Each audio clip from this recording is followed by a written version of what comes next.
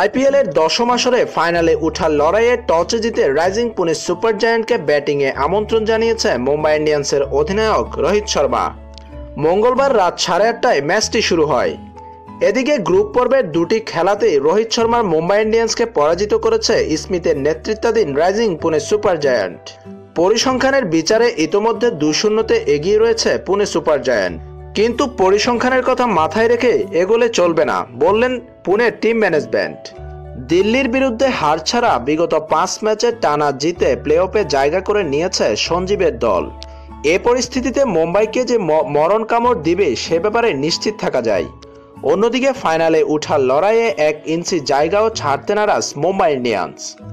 এমনিতেই চলতি আইপিএলে বিধ্বংসী মেজাজে খেলেছে মুম্বাই ইন্ডিয়ান্স। ব্যাটে বলে বারবার দাপট দেখিয়েছে মুম্বাই ইন্ডিয়ান্সের খেলোয়াড়রা। সব মিলিয়ে হাই ভোল্টেজের মধ্য দিয়ে প্লে অফের প্রথম ম্যাচটি শুরু হয়েছে। ইন্ডিয়ান প্রিমিয়ার লিগ আইপিএলের এবারের আসরে এমনিতেই রান ছাড়িয়েছে 200-র উপরে অনেকবার। প্রত্যেক দলের রান প্রায় 200 রানের কাছাকাছি চলে যায়।